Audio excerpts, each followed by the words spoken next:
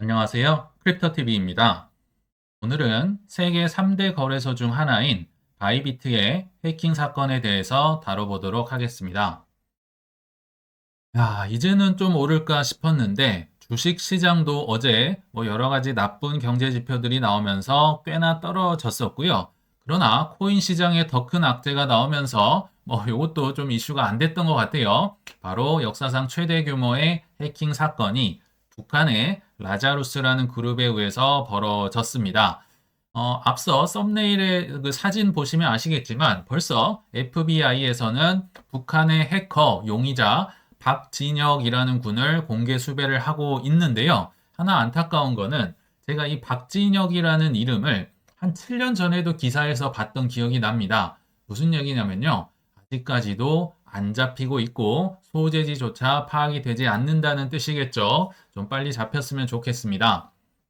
아무튼 어제 이제 새벽에 저는 꿀잠을 자고 있을 때 이런 일이 벌어졌는데요. 항상 이런 일이 벌어지면요. 잭 엑스비티라는 세계적인 전문가가 가장 먼저 찾아내는 것 같아요. 본인의 텔레그램 채널을 통해서 바이비트에서 방금 막 14.6억 달러나 되는 엄청난 돈이 유출이 됐다. 이게 2조 원이 넘거든요. 엄청난 돈입니다. 이거 사고인 것 같은데 이렇게 트윗을 날렸는데요.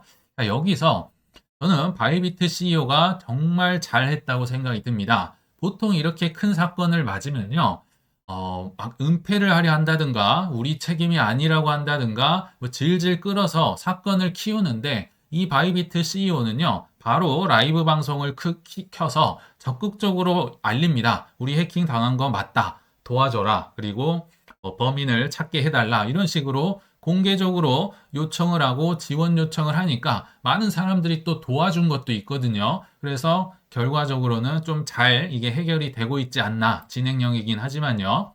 그런데 어제 새벽으로 돌아가 보자면 이 규모가 규모인 만큼 이게 보통 일이 아니었던 것 같아요. 그래서 이게 2조 원 정도 되는데 이게 얼마나 큰지를 한번 과거 사례를 잠깐 살펴보자면 아까 14.6억 달러였거든요. 근데 역대 1위가 6억 달러 정도 됩니다. 로닌 블록체인에서 발생이 됐네요. 그러니까 요거 곱하기 2를 해도 바이비트에 안 된다는 거죠. 그리고 과거에 폴리체인, 바이낸스, FTX 거래소, 웜홀, 게이트IO도 있고요. 특히 와지르엑스도 최근에 이렇게 라자루스에 의해서 해킹을 당해서 사실 거래소가 거의 지금 문을 닫을 지경에 이르렀었죠. 근데 그 와지르엑스에 앞에 2를 붙여도 바이비트 규모에는 못 미치는 것 같습니다. 그러니까 이게 보통 일은 아니었던 것 같아요. 그런 문제는 바이비트는 이거를 버텨낼 수 있을까 하는 거겠죠. 근데 앞서 말씀드렸지만 굉장히 훌륭하게 급한 불을 끄고 있다고 저는 개인적으로 평가를 합니다. 일단은 이런 일이 벌어지면요. 너네 돈 얼마 들고 있어? 바로 까야 됩니다. 공개를 해야 되는데 새벽에 보니까 약 160억 달러 정도 들고 있다. 아까 14.6억 달러를 털렸는데 160억 한 10배 조금 넘게 있는 거네요. 근데 구체적으로 보면 비트가 62억, 이더리움이 51억 달러, 솔라나 13억, 트론 11억 달러라고 하는데 문제는 이게 대부분 고객 돈이라는 데 문제가 있고요. 그래서 뱅크런을 만나면 이게 속수무책입니다.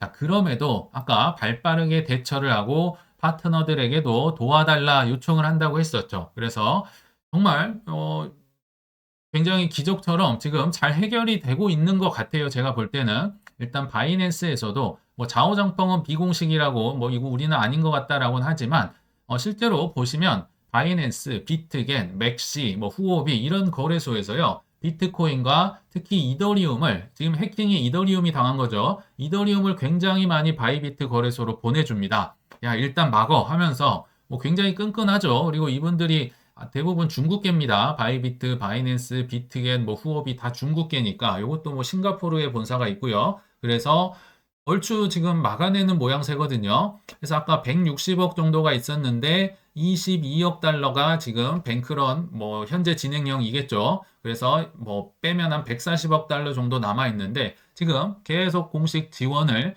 거래소 분들에게 받으면서 여차여차 잘 막아내고 있는 모양새다. 이건 굉장히 높이 평가를 해도 좋을 것 같아요.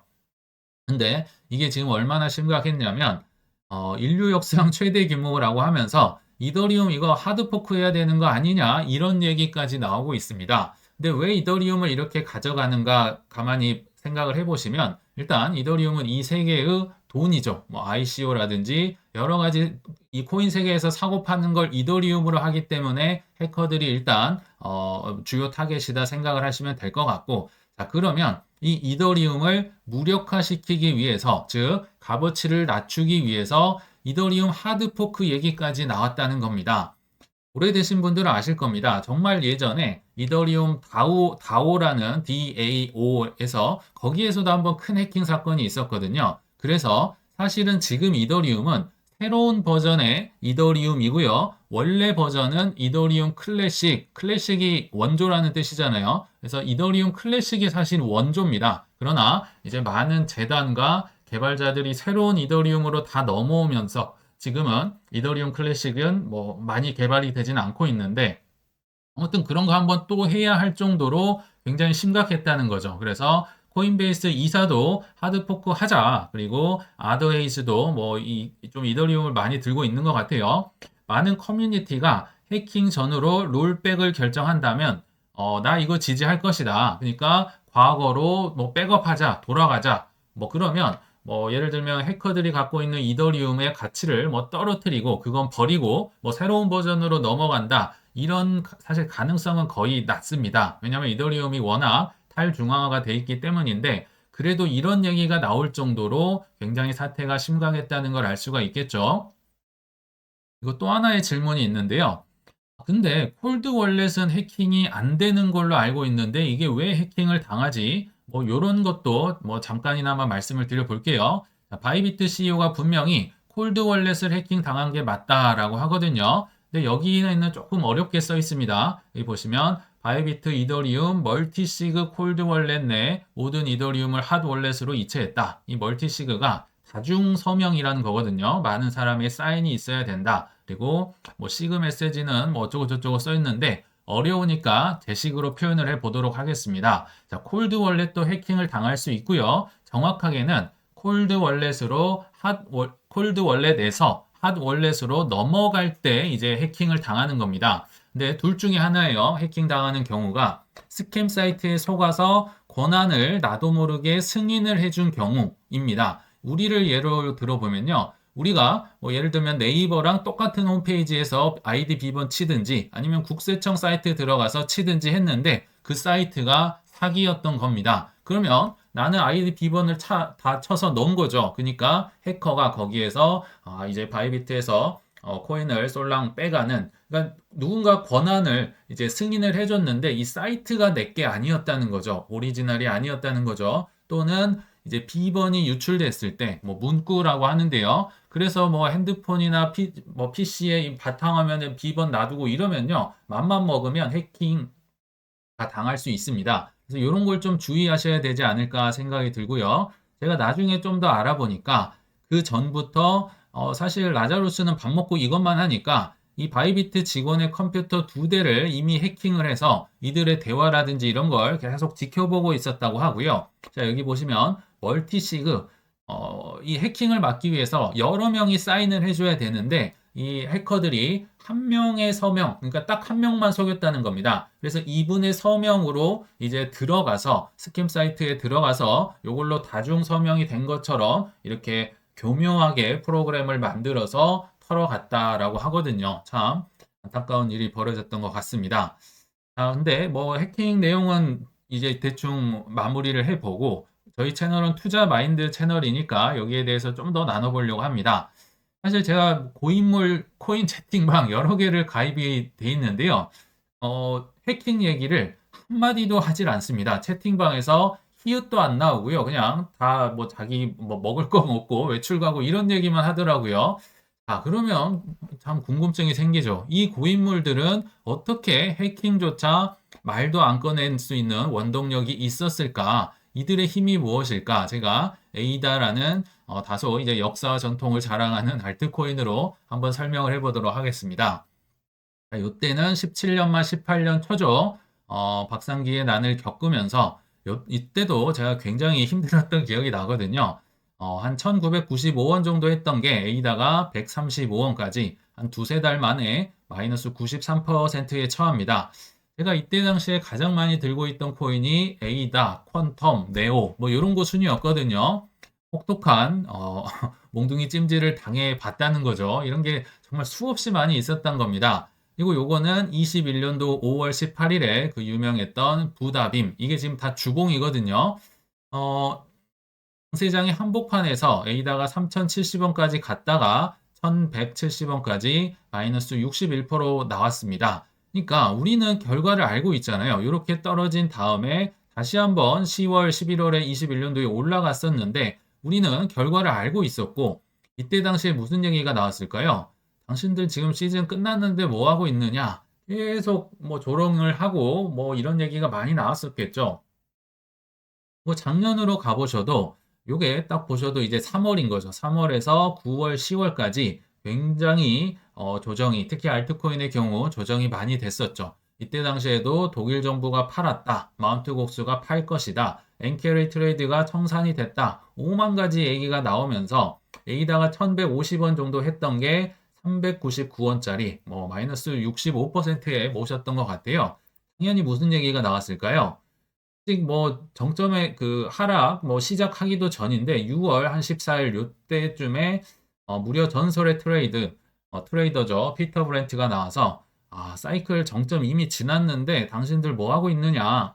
비트코인도 한 7만 몇천 불 정도 됐던 것 같은데요. 4만 8천 불까지 갈지 몰라. 당신들 얼른 도망치는 게 좋을 거야. 이런 얘기가 항상 있었던 것 같습니다. 네, 결과는 아시죠? 나중에 트럼프가 당선되면서 뭐 1,900원까지는 에이다가 또 갔었던 것 같아요. 그리고요, 사실 정말 힘든 상황에 처하면 불평, 불만도 안 나옵니다. 헛소리가 안 나와요. 뭐 예를 들어보면 테라루나 사태, FTX 사태, 그리고 코로나 사태. 이때는 뭐 2, 3일 만에 비트코인만 뭐 50% 넘게 빠졌었죠. 그리고 중국이 뭐 ICO를 금지한다, 채굴을 금지한다. 야, 이런 수많은 걸 겪어본 고인물들은 아실 겁니다. 야, 이러다 내가 정말 죽을 수도 있겠구나. 준비를 철저히 하게 된다는 거죠. 하도 많이 맞아보니까 안 아픈 데를 알고 이제 엉덩이 맞았다가 어깨 맞았다가 종아리 맞았다가 손바닥 맞았다가 이런 법칙을 체득을 한다는 건데요. 앞서 이런 영상을 올렸던 이유는 체득이 안 돼 있어요. 최근에 진입하신 분들은 악재를 버틸 수가 없고요. 그냥 적당히 먹고 빠지면 안 된다는 거죠. 그리고 단기 투자자들이 다 쓸려 나간다. 그래서 제가 노파심에 제 잔소리 듣기 싫으셨겠지만 과거에 저처럼 또 당하실까봐 어쩔 수 없이 안내는 좀 드리지 않았나 생각이 듭니다. 그래서 한 제가 2년 정도 계속 최근에 오신 분들은 소액만 투자하시면 좋고요. 비트 이도 위주로 하셨으면 좋겠습니다. 라고 그렇게 얘기를 드렸던 것 같아요. 제가 볼 때는 최근에 들어오신 분들의 진입 시점이 상대적으로는 고평가돼 있을 때 들어오셨겠죠. 그렇죠? 왜냐하면 트럼프가 계속 날아다니고 레리 핑크가 뭐 ETF를 창시했다, 뭐 승인을 됐다 그러고 이런 건 과거에 없었던 얘기거든요. 전 세계 정부가 적이었는데 지금은 다 우리 편이 됐다.